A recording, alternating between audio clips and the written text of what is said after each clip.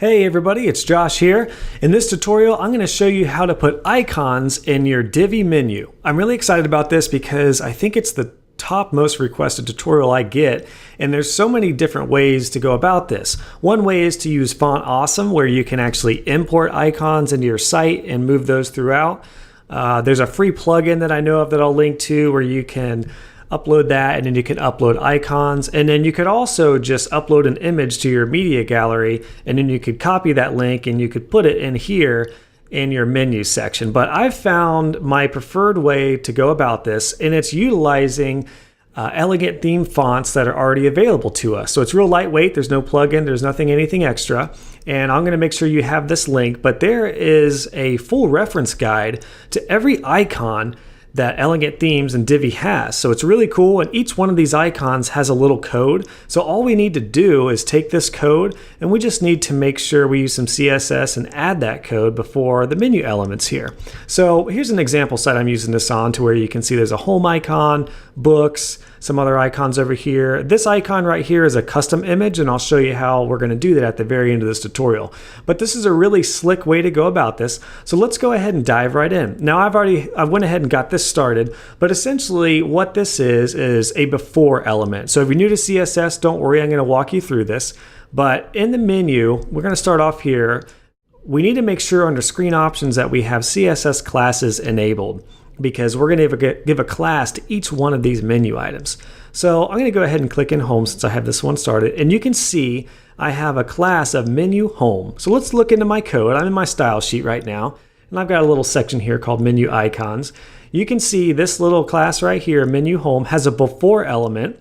And let me walk you through this. This before element, the font family is saying it's ET modules, and the content is this wacky little number right here, which again is what we're going to pull from right here in the list of icons that we can choose from. And then the rest of this is just simple styling. We've got some margins, we've got the color, font size, and we're telling it to float to the left. And then lastly, each one of these icons or each one of these menu items, we need to specify the width, and you'll see what I mean here because we're going to go ahead and try the next one. So let's go into my menu and let's go under services. Let's add a CSS class of menu services. Let's go ahead and save that. And let's go into our code and let's just duplicate these two sections here. And instead of home, we need to call this services. Services. Let's save that. Now when we go back to our site, let's wait for that to save. And then I'm going to go ahead and clear the cache. And there we go. So you can see we added that icon in there, but again, it's looking a little messed up. So this is where we need to adjust the width. So let's go in and let's take a look at the width here. With inspect element, I can get in here and I can find this icon, and we can see right here, menu services, the width is 110.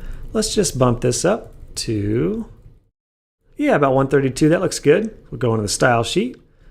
Bump services up to 132. And lastly, we need to change the actual icon itself. So we're going to go into that master list and let's find a nice icon for services. I think maybe for this example, now there's quite a few here, so it might take a little while. For this example, let's just use this little tool icon. Now, here's one thing that I need to point out that's very, very crucial, because I found this out the hard way, a lot of trial and error, is when you use these icons, you have to take everything that's after the and pound X. So we do not want to take these first three items. We want to take everything from E over and then right before the semicolon. So this was E035. So we're going to go ahead and change this in our style sheet, E035. Let's go ahead and save that.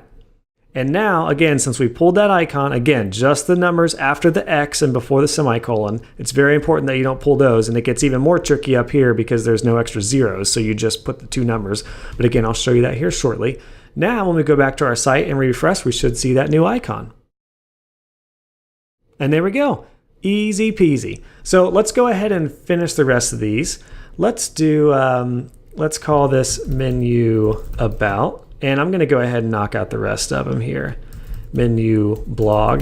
One thing it's important that I've found out too is that when you do classes like this, I recommend adding like menu or something like that in front of contact or blog, because if you just put blog, that's going to interfere with some of the major blog classes that Divi has. So for this example, I'm using menu-blog.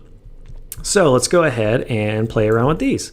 So we're just going to duplicate this for now. I know we had menu about and menu about. Let's go ahead and do blog. So again, I'm just changing the post name here after menu. And then we had menu contact. And as you can imagine, we're just going to go through and we're just going to change that little content section, or that, the content. Okay, so we've got these all saved.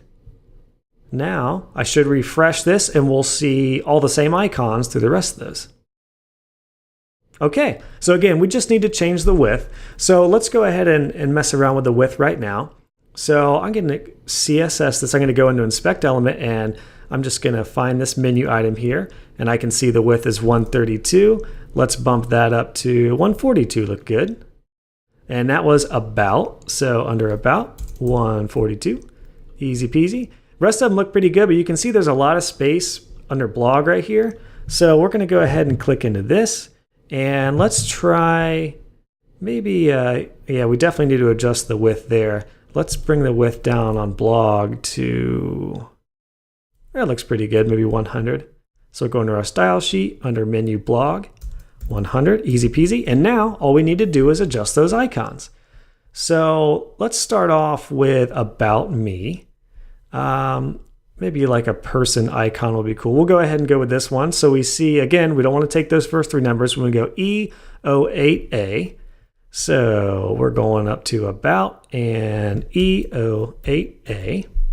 Go ahead and save that. What did we have next? We had blog. Let's find a cool image for blog. I tell you what, just for the sake of this purposes, and so you're not just watching me scroll around for icons, we're going to make this real easy. We'll just choose this book right here. That was E086. So blog is E086. And our last one was contact. And I'm thinking maybe like a mouse or something like that would be good for contact. So yeah, let's try this one, E07E. So we'll go down to contact, in the little content section, E07E. Okay, that's saved. Now let's go back to our site.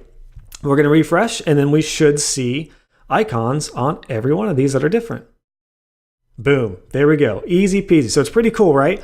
All you need to do is add that little before element, and then we just look at our master list here of icons, and you can change that. Now what's really cool about this is you can do this with any section of your website. You can do this with regular text, you can do it with blurbs, anything you want to add an icon to, you just give it a class and give it this little before element, and then you just take this code, making sure that it knows it's an ET module font family, and then you can just change the content and change things around.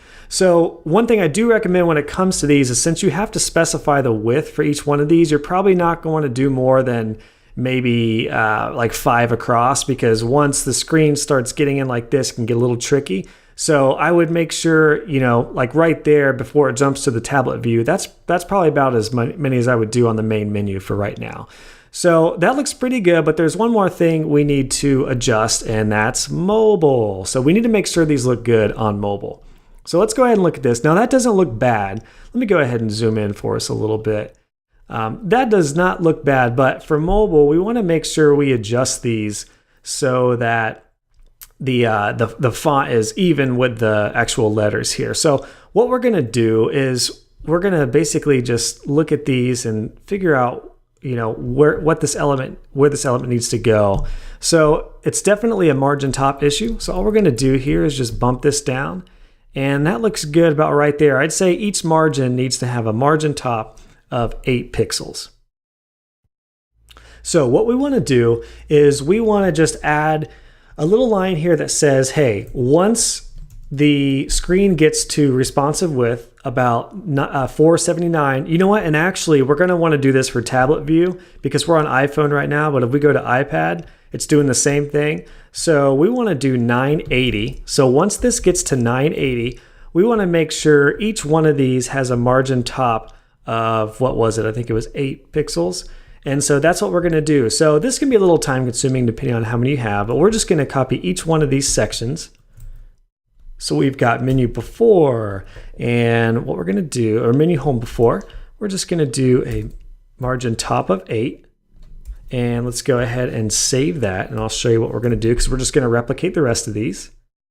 So now that that's saved, let me go ahead and go back to our phone view here, and we're going to go ahead and refresh.